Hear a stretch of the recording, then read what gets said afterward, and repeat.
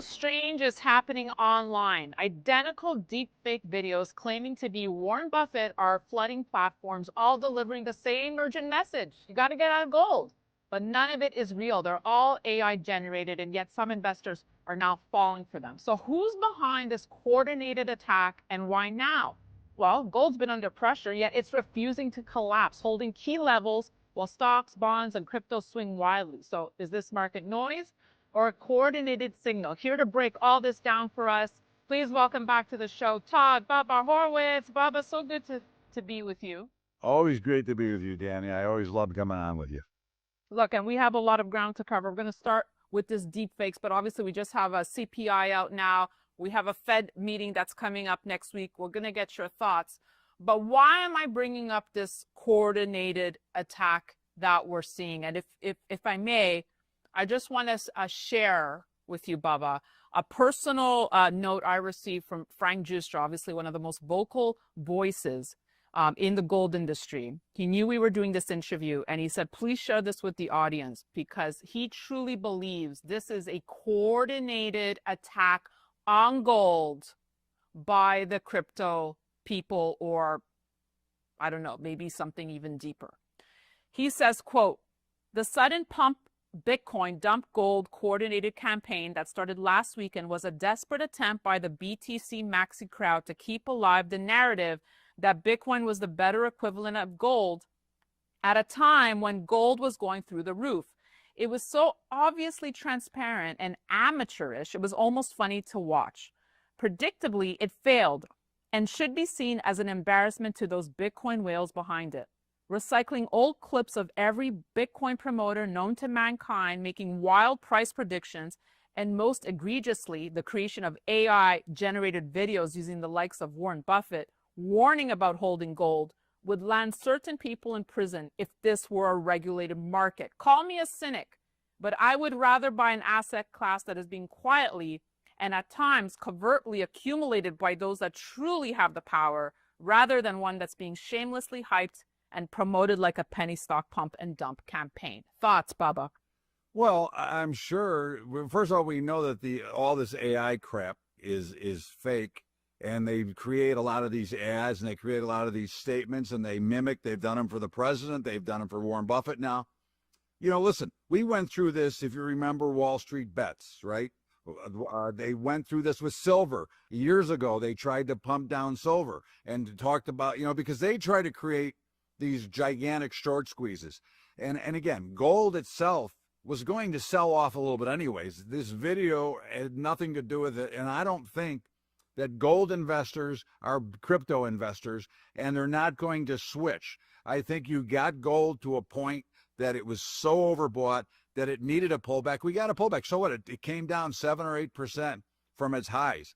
The garbage that is out there, the unfortunate part of this artificial intelligence, that they can create these fake videos, all they are trying to do is manipulate the market for their own personal gain.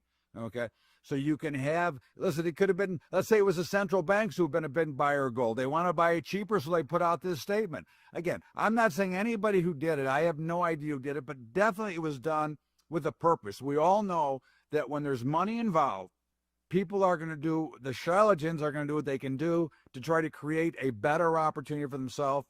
This is criminal. They do belong in jail. They have destroyed a lot of people's wealth, even with this little bit of move, because a lot of people invest a lot of their percentage of their portfolio, and we're buying at the $4,400 level in gold, and they might not be able to hold it. So this is a criminal event that has to be stopped. But this is the problem when you have artificial intelligence and you're pushing it without really figuring out what the true power of what it is. Yeah. I mean, look, the numbers speak for themselves. Year to date, the gold price is up, as we're speaking, around 56%, Bitcoin up around 16%. What a difference from 2024, Baba, where Bitcoin was up, 121% versus gold's 27%. So perhaps it was some jealous, Bitcoin folks who decided that, look, we really got to go after the gold crowd here. But I think you're right. I think the diehard gold investors don't budge. but it's those that maybe jumped on that FOMO train or whatnot that were like, oh, maybe I do need to get rid of my gold. It's the fringe investor. It's the investor that ran to Costco when they were selling gold bars to sell their gold. It's not anybody who understands the asset class of gold and the value of gold going into the future was not panicking and not selling their gold because of some stupid criminal AI video that was put out. Whoa, let's stop here for just a moment because this is critical. When the next financial crisis hits, accounts will be locked just like 2008, and it will be too late to do anything about it. I've reported on global markets for over 20 years, and what's happening right now is unlike anything we've faced before. The window to act is closing fast, and the opportunity is now. That's why we've created the Private Wealth Playbook. It's free, and it shows you how to move into the proper gold and silver strategies, proven to protect and grow wealth when everything else breaks down. Don't wait until after the crisis hits. Click below or go to DannyReport.com and download the Private Wealth Playbook right now. Now back to the show. Let's talk about the latest CPI report. It's cooler than expected. How do you think this will impact anything the Fed decides next week? Well, the Fed is a cartel of a bunch of ridiculous people that have no clue how a free market really works. It's amazing how well educated they are, and when they become members of the Fed, they become instant morons. You have a system that is not helping. Them cutting rates, which is probably what they're going to do, okay, is not helping anybody.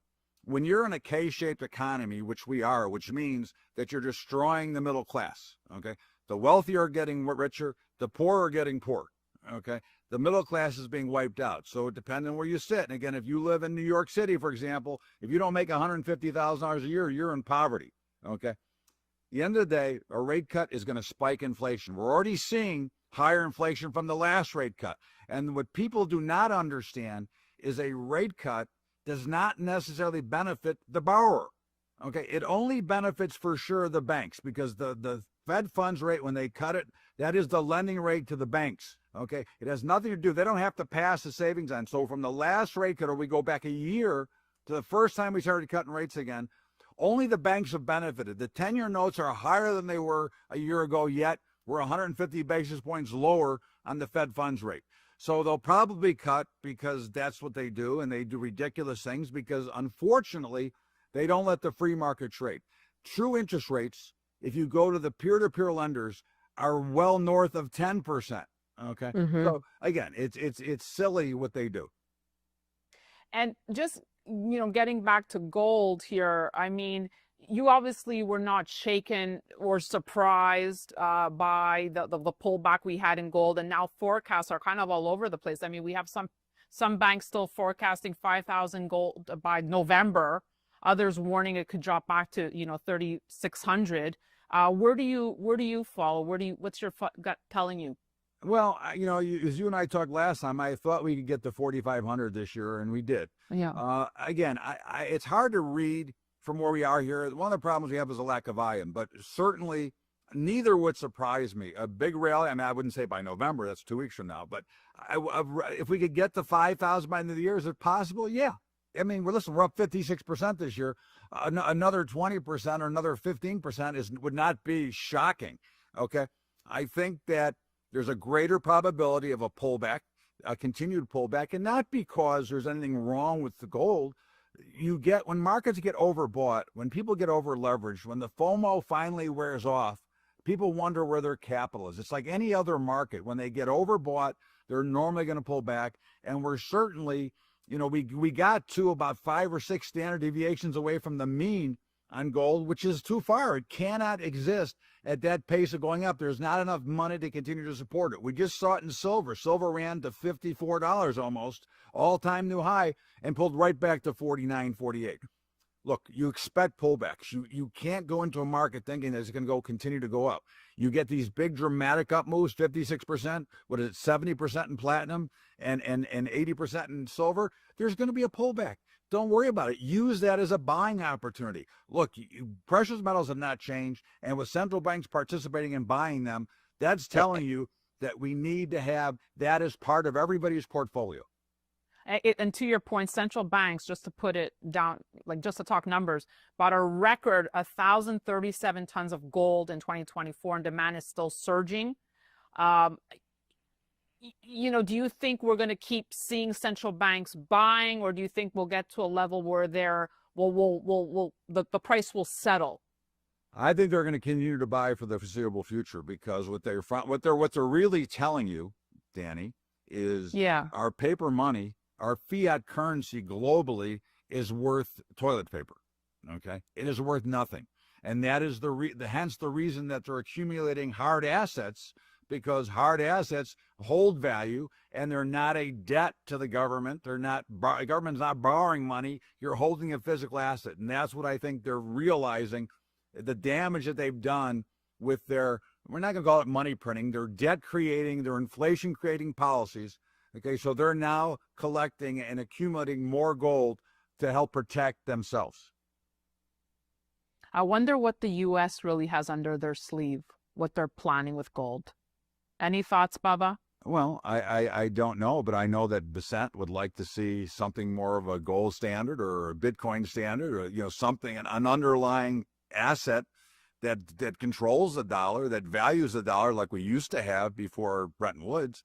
Again, I think one of the problems, and I think what we've seen in this country since the end of the gold standard, has been not really, really good. I mean, you look at 1985, which is 10 years past Bretton Woods, but the average income was 25,000, the average house was 75,000. Today, the average income is 70,000, the average house is over 500. So the ratio is not good. The damage that they've done with the fiat currency system without any underlying asset has ballooned many asset classes out of control, because people just trade the interest rate and the money. They're not really buying a house, they're buying the money. That it's a buy the month society. So I would suspect that central banks will continue to accumulate, and I would suspect that at some point that Besant and Trump are going to try to get some kind of underlying asset to back the dollar. And just, as we wrap, just tying this back to Buffett, because I do want to bring up that people will say, well, what is true is that he has never been a fan of gold. We know this. He's called it unproductive because it doesn't generate cash flow like stocks or farms. So I guess, what do you say? And this goes back. I mean, when did he start saying this? Over 20 years ago. But what do you say to that? Well, look, again, Warren Buffett is a billionaire, okay, a multi-billionaire. He runs a big fund. He got lucky. He's a smart guy. I'm not a fan, but he's a smart guy. Built a beautiful business. It's easy when you have that kind of money to say that you don't need any underlying asset to help protect. Gold is a great inflation hedge. Listen, you see what's going on in New York, in your city, with the potential to the new mayor. And again, we've seen what's going on with the presidencies over time. I mean, because it changes every 4 years.